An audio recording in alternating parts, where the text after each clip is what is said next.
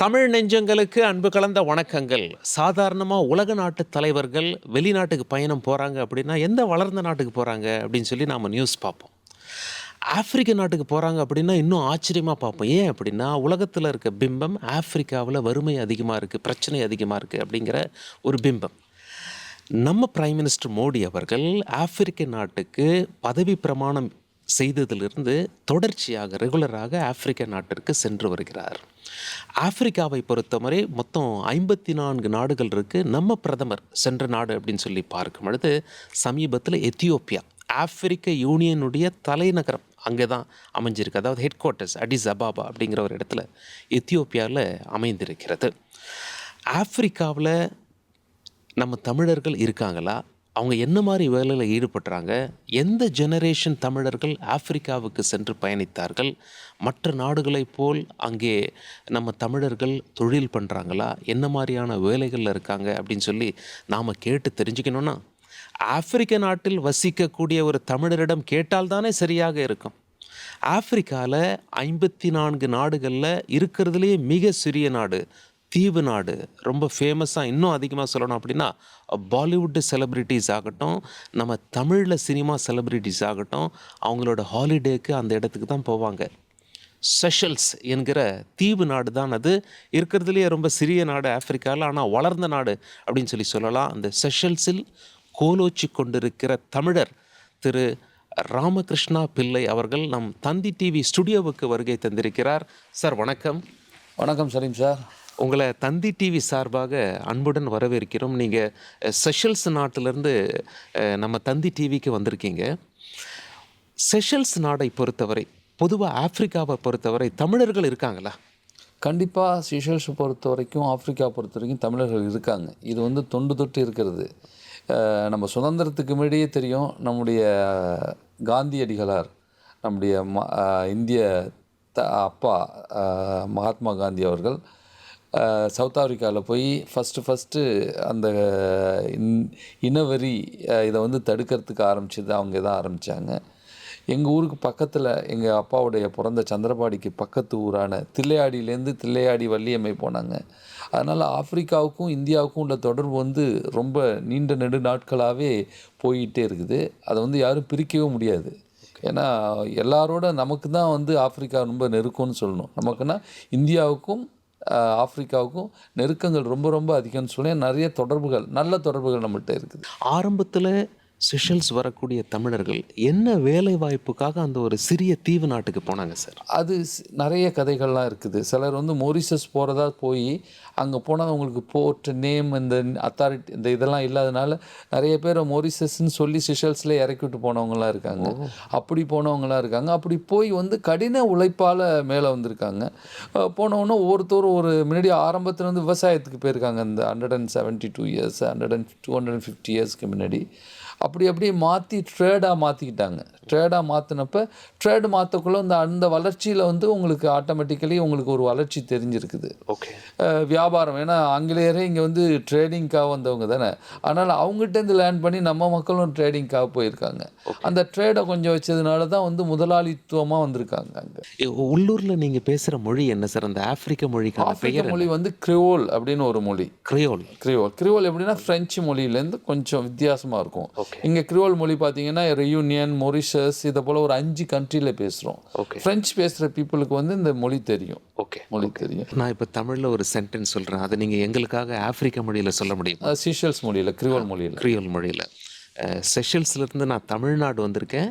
தமிழ்நாட்டில் தந்தி டிவி ஸ்டுடியோவுக்கு வந்திருக்கேன் தமிழக மக்களோட பேசுவதற்காக. மன்சோச்சி செசேல் மனாவிசி சென்னை தந்தி studio. Moi pe vin donner interview avec M. Salim. Moi quoi ça interview il pour faire tout content. Si y en a quelque chose qui mal, moi apologize. Moi quoi mon cause bien. Moi pour vin même temps. Moi pe vin explique Sicile un pays qui joli. அதாவது நான் என்ன சொல்கிறேன்னா, இந்த இடத்துல வந்து உங்களுக்கு சொல்கிறது இல்லாமல் நான் செஷல்ஸை பற்றியும் சொல்ல வந்திருக்கேன். செஷல்ஸ் வந்து ஒரு அழகான கண்ட்ரி. சேலஞ்சஸ் அப்படின்னு சொல்லி பார்க்கும்போது எது சொல்லலாம் சார்? ஃபார் எக்ஸாம்பிள் இப்போது உலக மீடியாக்கள் காட்டுறதான் நம்ம மக்கள் பார்க்குறாங்க. ஆப்பிரிக்காவில் சட்ட ஒழுங்கு பிரச்சனை இருக்குமா, அல்லது சாலைகள்லாம் கரெக்டாக இருக்குமா, ஒரு ஏழ்மையான பூமியாக காட்டுறாங்க. பட் அங்கே தான் வளங்கள் அதிகமாக இருக்கிறதையும் நம்ம பார்க்குறோம். கோல்டாக இருக்கட்டும், டைமண்டாக இருக்கட்டும், அந்த மைனிங் இதெல்லாம். உங்களை பொறுத்த வரைக்கும் ஆஃப்ரிக்கான்னா என்ன? அதை பற்றி நீங்கள் தமிழ் மக்களுக்கு என்ன சொல்ல விரும்புகிறீங்க? ஆப்பிரிக்கா வந்து பழைய பயங்கள்லாம் இல்லை. நானும் வந்து நைட்டில் வந்து யுகாண்டாவில் 10 மணிக்கெல்லாம் சுற்றுறேன். ஓ, ஓகே. அந்த அளவுக்கு சேஃபாக தான் இருக்குது. இப்போ கென்யாவில் முன்னாடிலாம் பார்த்தீங்கன்னா 6 மணிக்கே வெளில போகக்கூடாது. நான் 6-7 மணிக்கெல்லாம் வெளியில் போகிறேன். எனக்கு ஒன்றும் பயம் தெரியல. ஆனால் எந்த இடத்துல இருக்கோம், எப்படி இருக்கிறோம், அப்படி தஞ்சானியில் பார்த்தீங்கன்னா திடீர்னு ஒரு ஸ்டாஃப் ஓடுனா நைட்டில் ஏதோ பிரச்சனைன்னு சொன்னால் பார்த்தா அவங்க மேலே தான் தப்பு இருக்குது. அவங்க தேவையில்லாத இடங்களுக்கு போனால் தான் பிரச்சனையாக இருக்குது. அதனால் தேவையாக கரெக்டாக நம்ம யூஸ் பண்ணிக்கிட்டோன்னா ஆப்பிரிக்கா வந்து அடுத்த கோல்டு. எல்லா விஷயங்களையும் பார்த்தீங்கன்னா அமெரிக்காலேயும் தானுங்க பிரச்சனை இருக்குது. நீங்கள் பார்த்தீங்கன்னா ஒயிட் கண்ட்ரீஸில் வந்து பார்த்தீங்கன்னா நீங்கள் நிறைய ப்ராப்ளம் ஆகிறது வந்து வெளியில் வர்றதில்ல. சில மக்கள் போகிறாங்க, பர்ஸ் காண அடிக்கிறாங்க, செயினை பிடிங்கிட்டு போகிறாங்க, ஸ்பெயினில் அங்கே இங்கெல்லாம், அதெல்லாம் வெளியில் வரதில்ல. ஆப்பிரிக்காவில் நடக்கிறது ஈஸியாக வெட்ட வெளிச்சமாகுது. ஆனால் கண்ட்ரீஸை பொறுத்த வரைக்கும் நான் குளோபே சொல்லுவேன், எங்கே போனாலும் சேஃப் தான். ஆனால் நம்ம தான் சேஃபாக இருந்துக்கணும். அதில் எந்த வித பயமும் இல்லை. நான் கேரண்டியாக சொல்கிறேன், நீங்கள் ஒரு யூரோப் போய் சம்பாதிக்கணும்னு நினைக்கிறது, ஆப்பிரிக்கா போய் சம்பாதிக்கிறது வந்து உங்களுக்கு வந்து இன்னும் நல்ல ஆப்பர்ச்சுனிட்டிஸ் இருக்குது. ஸோ நீங்கள் வந்து செஷல்ஸ் அப்படிங்கிற அந்த தீவு நாட்டில் கிராசரியிலேருந்து சார்ட்டர்ட் ஃப்ளைட்ஸ் வரைக்கும் எல்லா பிஸ்னஸ்லேயுமே நீங்கள் இருக்கீங்க. ஆமாம், charter ships, charter flight, okay, financial institution எல்லாத்தையுமே ஹேண்டில் பண்ணுறோம். ஏன் ஹேண்டில் பண்ணுறோன்னா சின்ன நாட்டில் வந்து எல்லாமே ட்ரை பண்ணலாம். இப்போ நீங்கள் ஆப்பிரிக்கா நாடான சீஷல்ஸ் நாட்டுடைய சிட்டிசன் அந்த பாஸ்போர்ட் தான் வச்சுருக்கீங்க இல்லை சார் நீங்கள்? ஆமாம் சார், எங்கள் அப்பா வந்து போன் வந்தப்போ பிரிட்டிஷ் பாஸ்போர்ட் ஹோல்டர். இந்த பிரிட்டிஷ் பாஸ்போர்ட் ஹோல்டர்னால எங்கள் அப்பாவுக்கு அப்பயே 2 சாய்ஸ் கொடுத்தாங்க. You want to be a British passport holder, you want to be a Seychelles passport holder. எங்கள் அப்பா வந்து அந்த ஊருக்கு வந்து தேவையானது சிஷல்ஸ் பாஸ்போர்ட் நான் ஹோல்டராக இருக்கேன்னு சொல்லிட்டு மாற்றிக்கிட்டாங்க. அதனால் என்னை சார்ந்தவங்க, என்னுடைய தங்கச்சி, தம்பி எல்லாரும் எங்கள் ஃபேமிலியில் எல்லாருமே பிரிட்டிஷ் பாஸ்போர்ட் ஹோல்டர். அப்படி இருக்கவுள்ள என்னுடைய டாட்டர்ஸ், என் ஒய்ஃப் எல்லாருமே வந்து is British passport holders, Seychelles passport holders. அதனால் ஆல்மோஸ்ட் எங்களுக்கும் நம்ம ஓசிஐயில் தான் இங்கே தங்கியிருக்கோம். இப்போ ஆஃப்ரிக்கன்ஸ் வந்து மண்ணின் மைந்தர்கள் அப்படின்னு சொல்லுவாங்க. தமிழர்கள் இங்கேருந்து அங்கே போய் ஒர்க் பண்ணுறாங்க அப்படின்னா இவங்கெல்லாம் இமிக்ரெண்ட்ஸ் மாதிரி பார்ப்பாங்களா? நம்ம தமிழர்களுக்கான ரைட்ஸ் எப்படி காக்கப்படுது? அந்த கான்ஃப்ளிக்ட் அங்கே இருக்கா? சார், எல்லா ஊர்லேயும் அந்த கான்ஃப்ளிக்ட் இருக்கும் சார். ஆக்சுவலி பார்த்தீங்கன்னா இங்கேருந்து நம்ம பெங்களூர் போனால் அந்த கான்ஃப்ளிக்ட் இருக்குது. பெங்களூர் வந்து ஆந்திரா போனால் அந்த கான்ஃப்ளிக்ட் இருக்குது. மகாராஷ்டிரா போனால் இருக்குது. அதனால் இது வந்து உலகத்துக்கே ஏற்ற ஒரு சிச்சுவேஷனாக தான் மாறிக்கிட்டு இருக்க வந்து இதில் வந்து எந்த வித்தியாசங்கள்லாம் கிடையாது சார். ஆனால் அந்த இடத்துல வந்து நீங்கள் அவங்களுக்காக நீங்கள் என்ன பண்ணுறீங்க, அதுதான் இம்பார்ட்டன்ட். ஓகே, நம்ம இங்கே வந்தோன்னே இங்கே என்ன இம்பார்ட்டன்ட் நான் இப்போ போனீங்கன்னா லோக்கல் லாங்குவேஜை எப்படி கற்றுக்கணும், ஓகே, லோக்கலோடு எப்படி பேசணும், அவங்களுக்கு என்ன சிஎஸ்ஆர் பண்ணணும், இதை போல் சில விஷயங்கள்லாம் நம்ம சேர்ந்து செய்யணும்.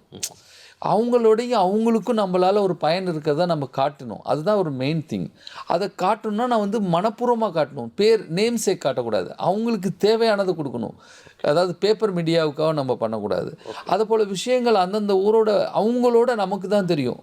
நம்ம எப்படி வாழ்கிறோம், அவங்க எப்படி வாழ்கிறாங்க, என்ன அந்த வாழ்க்கையில் அவங்கள வந்து குறையுது, அவங்கள எப்படி நம்ம வந்து ஹெல்ப் பண்ணலாம், எப்படி டெவலப் பண்ணலாம், நம்மளுடைய சேலரியில் என்ன பேஸ் பண்ணலாம், அந்த ஒரு சிஎஸ்ஆர் தாட் வரணும் சார். வந்தால் தான் சார் வந்து நம்ம எங்கே போனாலும் நல்லா இருக்கலாம்.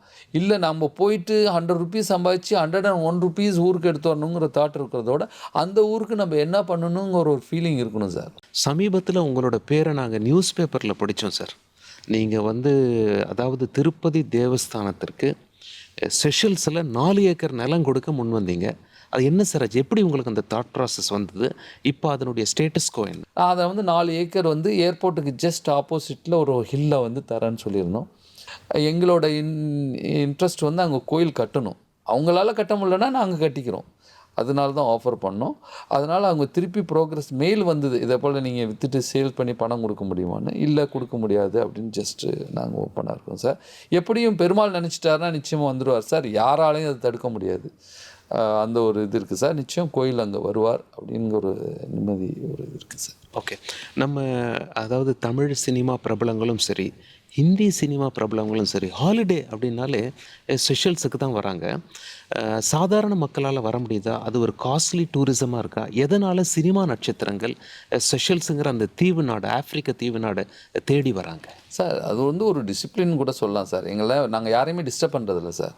டொனி பிளேயர் வந்து ப்ளே பண்ணுவார், ஃபுட்பால் ப்ளே பண்ணுவார். இதில் லடிக்னு ஒரு ஐலாண்டில் எல்லாரோடையும் சேர்ந்து விளையாடுவார். சினிஃபீல்டு வந்தாலும் அவங்க வேலையை அவங்க பார்ப்பாங்க, நம்ம வேலையை நம்ம பார்ப்பாங்க. அதுபோல் ஒரு டிஸ்டர்பன்ஸ் இல்லாதனால வந்து சினிஃபீல்டு பீப்புள் எல்லாருமே வராங்க சார். எல்லாருமே அதுவும் இல்லாமல் வந்து பெரிய ஃபுட்பால் பிளேயர்ஸ், பெரிய கிரிக்கெட் பிளேயர்ஸ் எல்லாருமே வராங்க சார். அதாவது அந்த ஊர் லோக்கல் டிசிப்ளினோடு வந்துட்டு அதோடு நம்ம போகிறதுனால வரலாம் சார். பெரிய எக்ஸ்பென்சஸ்லாம் இல்லை சார். இப்போ வந்து நாங்களும் வந்து சில விஷயங்கள் மோரிஷஸ் மாரி தாட் பண்ண ஆரம்பிச்சிட்டோம். சின்ன சின்ன கெஸ்ட் ஹவுஸ் இதெல்லாம் இருக்குது சார். 5 ஸ்டார் ஹோட்டல்ஸும் இருக்குது சார், 4 ஸ்டார் ஹோட்டல்ஸும் இருக்குது. எல்லாருக்கும் அஃபோர்டபுளான லைஃப் இருக்குது சார். கொஞ்சம் டிசிப்ளினாக வந்து நல்லா வாழ்ந்துட்டு க்ளீனாக போகிறதுக்கு இருக்குது சார். டூரிஸ்ட் இவங்க விரும்பாது இருக்கிறதுக்கு காரணம் என்னென்னா சார், இவங்களுக்கு ஷாப்பிங் மூடு இருக்குது சார். ஓகே. அந்த ஷாப்பிங் மூடு ஒண்டி எங்கள்கிட்ட இல்லை. இப்போ கசினோ கூட எங்கள்கிட்ட இருக்குது சார். ஓகே. இப்போ பீப்புள் சேஞ்ச் டு கசினோ மூடு. அதனால் இப்போ டூரிஸ்டெல்லாம் வர ஆரம்பிக்கிறாங்க சார். கொஞ்சம் குவாலிட்டியாக வந்துகிட்டே இருக்காங்க. போக நேச்சராக வந்து நம்ம பீப்புள் எல்லாமே வர்றதுக்கு அஃபோர்டபுளான பிளேஸ் தான் சார். வந்து இந்தியன்ஸ் வந்து இப்போ வந்து நம்ம அண்டர் எஸ்டிமேட் பண்ணவே வேணாம் சார். நல்லா ஸ்பெண்ட் பண்ணுறாங்க சார். ஓகே. அவங்களுக்கு வந்து இந்தியாவில் உள்ள ரூம்ஸோடு வந்து நல்ல ரூம்ஸ் தான் கேட்குறாங்க. அப்படி கேட்கல நல்ல ரேட்ஸ் தான் இருக்கும். $200 ரூம்ஸ்லாம் கிடைக்கும் சார். அதெல்லாம் ஒன்றும் பிரச்சனை இல்லை. இங்கேயே $200 தான் கட்டுறாங்க சார். ஃப்ளைட் சார்ஜஸும் பெரிய சார்ஜஸ் இல்லை சார். இப்போ வரலாம் சார். வந்து நம்ம ஃபஸ்ட்டு நம்ம பிரைம் மினிஸ்டர் மோடி அவரோட 6 மாதம் ஃபஸ்ட்டு ஓத்து எடுத்துகிட்டு 6 மாதத்துலேயே ஃபஸ்ட்டு ஸ்ரீலங்கா இறங்கிட்டு அடுத்து சீஷல்ஸ் தான் சார் வந்தார். சீஷல்ஸ் வந்து நான் வெல்கமிங்கில் வந்து நான் லீட் பண்ணி ஆனர் பண்ணேன் சார். எங்கள் ஊர்லேயே கிட்டத்தட்ட ஒரு 5000 பீப்புள் கெதரிங் பண்ணி பிரைம் மினிஸ்டர் மோடிக்கு நல்ல ஒரு வெல்கமிங் கொடுத்தோம் சார். நல்லா இஸ் வெரி ஹாப்பி. எங்கள்கிட்ட முடிச்சுட்டு தான் ஸ்டில் இதுக்கு போனாப்புல, மொரிஷஸ் போனாப்புல. அதே போல் பார்த்திங்கன்னா இப்போ நம்ம சிபி ராதாகிருஷ்ணன் வைஸ் பிரசிடென்ட் பார்த்திங்கன்னா அவர் ஓத்து எடுத்துட்டு ஃபஸ்ட்டு விசிட் பண்ண கண்ட்ரியும் சீஷல்ஸ் தான். ஓகே. எங்களுடைய புதிய பிரசிடெண்ட் அவங்கள வந்து அவருடைய ஓத்தில் வந்து பார்ட்டிசிபேட் பண்ணி அவங்களுக்கு கங்க்ராச்சுலேட் பண்ணி இந்தியா அவ்வளோது நெருக்கமாக வந்து தொடர்பில் தான் சார் இருக்காங்க. அதனால் வெரி வெரி ரீசனபிள். இப்போ பார்த்தீங்கன்னா துபாய் போயிட்டு வந்தாலும் கிட்டக்க உங்களுக்கு வர முடியும். நேரடியாக இதுக்கு போயிட்டு வந்தாலும், மும்பை போயிட்டு வந்தாலும் ஈஸியாக வர முடியும். அதனால் எல்லா கண்ட்ரிகளோடையும் தொடர்பில் தான் இருக்குது சீஷல்ஸ். ஒரு வாரத்துக்கு எடுத்தீங்க 30 ஃப்ளைட் 40 ஃப்ளைட் ஃபுல்லாக ஆல் ஓவர் த வேர்ல்ட்லேருந்து வந்துகிட்டு இருக்குது. நிறைய சார்ட்டர் ஃப்ளைட்ஸ் வருது. ஓகே. இப்போ இந்தியன்ஸும் இப்போ சார்ட்டர் ஃப்ளைட்லாம் வர ஆரம்பிச்சிட்டாங்க. அந்தளவுக்கு இந்தியாவில் பீப்புள் இஸ் வெல்த். ஓகே. மொரீஷியஸுக்கும் செஷல்ஸுக்கும் என்ன டிஃப்ரென்ஸு சார்? சார் மொரீஷியஸ் பார்த்தீங்கன்னா ஒரு மினி இந்தியன் கான்டினென்டல் மாரி தான் இருக்கும் சார். உங்களுக்கு மெஜாரிட்டி ஆஃப் ஹிந்துஸ் அப்படி அந்த ஒரு இதில் எங்களோட பார்த்தீங்கன்னா ஒரு யூரோப்பியன் கல்ச்சரோட ஒரு ஆஃப்ரிக்கன் கண்ட்ரி சார். அது வந்து நீங்கள் ஆஃப்ரிக்கன்னு சொல்ல முடியாது. நாங்கள் அமெரிக்கன் ஸ்டைல்லையும் இருக்கோம், யூரோப் ஸ்டைல்லையும் இருக்கோம், ஆஃப்ரிக்கா ஸ்டைல்லையும் இருக்கும் சார். நாங்கள் வளர்ந்த ஒரு ஆஃப்ரிக்கன் கண்ட்ரின்னு சொல்லலாம் சார். அதாவது வளர்ந்துக்கிட்டே இருக்கோம், ஆனால் நாங்கள் வளர்ந்த மாரி தான் எனக்கு தெரியுது சார். என்னோட இதில் வந்து நல்ல முன்னேற்றத்தோடு நல்லா வளர்ந்துட்டு தான் இருக்கும் சார். அதனால் வந்து மொரிஷியஸ் வந்து அவங்களுடைய பாப்புலேஷன் அதிகம் சார். அவங்க வந்து ஃபைனான்ஷியல் பேக்ரவுண்ட் கண்ட்ரி சார். அவங்க வந்து பார்த்திங்கன்னா ஃபைனான்ஷியல் இன்ஸ்டிடியூஷனுக்கு வந்து முக்கியத்துவம் கொடுக்குறாங்க சார். அதில் வர ஏர்னிங்க அவங்களுக்கு பெரிய எக்கனாமிக் சார். எங்களுக்கு வந்து tourism is a big economic sir. ரெண்டாவது பார்த்திங்கன்னா ஃபிஷிங் ரெண்டாவது எக்கனாமிக். தேர்ட் எக்கனாமிக் பார்த்திங்கன்னா இப்போ தான் நாங்களும் ஃபைனான்ஷியல் இன்ஸ்டிடியூஷனை வந்து ஃபோக்கஸ் பண்ணிகிட்ருக்கோம் சார். அதனால் எல்லா ஆப்பர்ச்சுனிட்டியும் எங்கள்கிட்ட இருக்குது சார். ஆனால் டூரிசம் பார்த்திங்கன்னா ஒரு டூரிசம் மொரிஷியஸ் சீஷல்ஸ்னு பேஸ் பண்ணக்குள்ள ஃபஸ்ட்டு மொரிஷியஸோட சீஷல்ஸுக்கு தான் கொடுக்குறாங்க. ரொம்ப சுவாரஸ்யமாக நிறைய தகவல்கள் சொன்னீங்க சார். எஸ்பெஷலி உள்ளூர் பாஷையில் எங்களுக்காக பேசி காட்டி அதை டிரான்ஸ்லேட்டும் பண்ணிங்க. நம்ம தமிழ் மாதிரி உங்களுடைய பாஷையும் கேட்குறதுக்கு ரொம்ப இனிமையாக இருந்தது. அதுக்கு அர்த்தம் நீங்கள் சொல்லும்போது இன்னும் ரொம்ப சுவையாக இருந்தது. உங்களோட பேசுனதே எங்களுக்கு மிக்க மகிழ்ச்சி. தந்தி டிவி ஸ்டுடியோவுக்கு நீங்கள் வந்ததுக்கு உங்களுடைய நேரத்திற்கும் உங்களுடைய தகவல்களுக்கும் மிக்க நன்றி சார். ரொம்ப ரொம்ப நன்றி. தினத்தந்தி, கன்னித்தீவு இதெல்லாம் வந்து மறக்கவே முடியாது. இதெல்லாம் எங்களுக்கு தமிழ் கற்றுக் கொடுத்தது. ஆதித்யநாத் இவங்கெல்லாம் வந்து தமிழ் கற்றுக் கொடுத்தவங்க. அதனால் இதே நானே கேட்குறது, தந்தி டிவி வந்தது வந்து அதுவும் ஃபஸ்ட்டு தந்தி டிவியில் வந்து ஒரு இன்டர்வியூ பண்ணுறது எனக்கும் ஒரு கடைசி மக்களை போய் டச் பண்ணுறது தந்தி டிவி தான். அதனால் ரொம்ப சந்தோஷம். இப்பயும் பார்த்தீங்கன்னா துபாயிலேருந்து வந்து பார்த்தீங்கன்னா ஏர்போர்ட்டில் நான் லான்ச்சில் போனேன்னா தினத்தந்தி ஒன்று இருந்தால் இழுத்துட்டு போவேன் கையில். ஏன்னா எதுக்கு அதில் தமிழ் நம்மளோட இருக்கட்டுங்கிறதுக்காக. ஏன்னா ஃபோனில் படிக்க ஆரம்பிச்சிட்டோம் இல்லையா, எல்லா நியூஸும் நீட் டு மினிட் வருது. இருந்தாலும் தினத்தந்தியில் படிக்கக்குள்ள அந்த அந்த பேப்பரோட வாசனையோடு படிக்கக்குள்ள ஒரு தனி திருப்தி. நம்ம ஊர் பேப்பரை படிக்கிறோம் அப்படின்னு ஒரு திருப்தி. Thank you mister Salim. Thank you so much sir. Such a pleasure docking. Thank you. ஆப்பிரிக்க நாடான செஷல்ஸ் நாட்டின் சிட்டிசன் திரு ராமகிருஷ்ணன் பிள்ளை அவர்கள் பேசியதை பார்த்தோம். நம்ம தமிழக மக்கள் ஒரு சாரார் அங்கே போய் செட்டில் ஆகி அங்கே கோலோச்சுகிறார்கள், இன்னொரு சாரார் அங்கே போகிறாங்க, பணி செஞ்சுட்டு மீண்டும் திரும்பி தமிழ்நாட்டுக்கே வந்துடுறாங்க. அப்படி ஒரு நபரான நம் இந்திய குடிமகன் திரு நரசிம்மமூர்த்தி அவர்களை நாம் சந்திக்கவிருக்கிறோம். சார் வணக்கம். வணக்கம் சார். இப்போ நம்ம இந்தியர்கள் ஆப்பிரிக்க நாடுகளுக்கு போகணும்னா விசா நார்ம்ஸ் எப்படி இருக்குது? ஒன்று. இரண்டாவது, ஆப்பிரிக்காவில் 54 நாடுகள் இருக்குது. ஒரு நாடுகளில் இந்த இன்னொரு நாடு எல்லை தாண்டி போகிறது ஈஸியாக கஷ்டமா? இதில் வந்து செஷல்ஸ் எடுத்துக்கிட்டிங்கன்னா ஆன் அரைவல் விசா யார் வேணால் ஜஸ்ட் லைக் தட் போயிடலாம். சப்போஸ் வந்து உங்களுக்கு நண்பர்கள் இருந்தான்னா அவங்க வந்து ஏர்போர்ட்டில் ரிசீவ் பண்ணிட்டு போயிடுவாங்க. இல்லையா, நீங்கள் இங்கேருந்தா ஹோட்டல் புக் பண்ணிட்டீங்கன்னா நீங்கள் வந்து ஜஸ்ட் லைக் தட் போயிடலாம். அந்த மாதிரி நிறைய கண்ட்ரியில் வந்து ஆனரல் விசா இருக்குது. சிலதில் வந்து விசா ஃபார்மாலிட்டிஸ் இருக்குது. அது ஒன்றும் சிரமம் கிடையாது, தாராளமாக போகலாம் வரலாம். இப்போ வந்து நிறைய பிஸ்னஸ் கம்யூனிட்டி போகிறாங்க. அவங்க வந்து வாய்ப்புகள் நிறைய கிரியேட்டாக இருக்குது. அதனால் வந்து மற்ற நாடுகள் மாதிரி அமெரிக்கா அந்த மாதிரி யூரோப் நாடுகளுக்கு போகிற மாதிரி சிரமம்லாம் கிடையாது. ஆப்பிரிக்காவுக்கு வந்து எல்லாம் வந்து அந்த சிலதான் வந்து ஆனரரி கான்சல் இருப்பாங்க. இல்லாத இடத்துல நீங்கள் வந்து டெல்லி எம்பேசிக்கு மூவ் பண்ண வேண்டியிருக்கும். ஓகே. எதுவுமே சிரமம் கிடையாது ஆப்பிரிக்க நாடு போகிறதுல. ஓகே. அதாவது இந்தியாவுடைய அண்டை நாடுகள் எடுத்துட்டாலும் சைனா அங்கே வந்து இன்வெஸ்ட் பண்ணுறத ஒரு பழக்கமாக வச்சுருக்காங்க சார். சைனா அவங்களுடைய நட்பு வட்டாரத்துக்குள்ளே கொண்டு வந்துடுறாங்க. ஆப்பிரிக்க நாடுகள் எப்படி அங்கே வந்து இந்தியாவுக்கும் சைனாவுக்கும் ஒரு போட்டி இருக்கிறதா, யார் இங்கே இன்வெஸ்ட் பண்ணுறது அப்படின்னு சொல்லிட்டு? எப்போவுமே வந்து நம்ம போகிறதுக்கு வாய்ப்புனா சைனா என்ன பண்ணாங்கன்னு அப்படி கொஞ்சம் கவனித்தோன்னா ஷாக்கிங்காக இருந்தது. என்னென்னா, நமக்கு முன்னாடி சைனா தான் வந்து முதல்ல அங்கே உள்ளே போனாங்க. உள்ளே போயிட்டு அவங்க என்ன பண்ணாங்க, நிறைய கடன் கொடுத்தாங்க.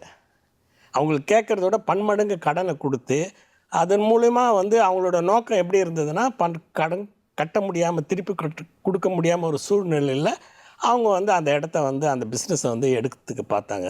இது ஒரு காலகட்டத்தில் அவங்களுக்கு புரிஞ்சு போனோன்னா அவங்க என்ன பண்ணிட்டாங்க, அந்த எல்லாரையும் வந்து திருப்பி அனுப்பிச்சிட்டாங்க. யாருமே வந்து அங்கே அவங்களுடைய ஆதரவு இல்லாமல், அந்த லோக்கல் பீப்புளோட ஆதரவு இல்லாமல் அவங்க ஒன்றும் பண்ண முடியாதுன்றது புரிஞ்சுக்கிட்டு அப்புறம் எல்லோரும் வெளியே போயிட்டாங்க. அதுக்கு பிறகு வந்து நம்ம இந்தியன் கம்யூனிட்டிக்கு அவங்க வந்து ரெட் கார்பெட் வெல்கம் கொடுத்தாங்க. எதனாலன்னா, அவங்க வந்து என்கிட்ட ரா மெட்டீரியல் இருக்குது, நீங்கள் வந்து இன்வெஸ்ட் பண்ணுங்கள், உங்களுக்கு என்ன சப்போர்ட் வேணால் நாங்கள் தரோம், 2 பேரும் சேர்ந்து நம்ம வந்து உழைக்கலாம், வர உழைப்பில் வர பலனை வந்து பகிர்ந்துக்கலாம் அப்படின்ற ஒரு நோக்கம் இருந்ததுனால இந்தியன்ஸ் மேலே அவங்களுக்கு இன்னும் ஆழ்ந்த நம்பிக்கை ஏற்பட்டு போச்சு. இப்போது ஸ்லோவாக வந்து பார்த்திங்கன்னா நிறைய பிஸ்னஸ் விஷயங்கள் வந்து ஆப்பிரிக்காவில் நடக்க ஆரம்பிச்சிது. இதுக்கு ஹைலைட்டாக நம்ம பிரைம் மினிஸ்டர் இப்போ எத்தியோப்பியா போயிட்டு வந்தது.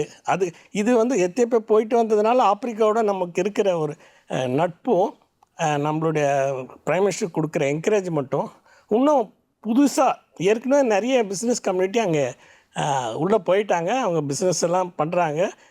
நம்மளுடைய டிவிஎஸ் கம்பெனியோட வண்டிகள் அங்கே நிறைய ஓடுது. நிறைய வாகனங்கள் வந்து புது வாகனங்கள்லாம் அங்கே வாங்க ஆரம்பிச்சிட்டாங்க. நிறைய நம்மளுடைய தேவைகள் வந்து அவங்களுக்கு வந்து இந்தியாவிலேருந்து வாங்குறது பெட்டராக ஃபீல் பண்ணுறாங்க.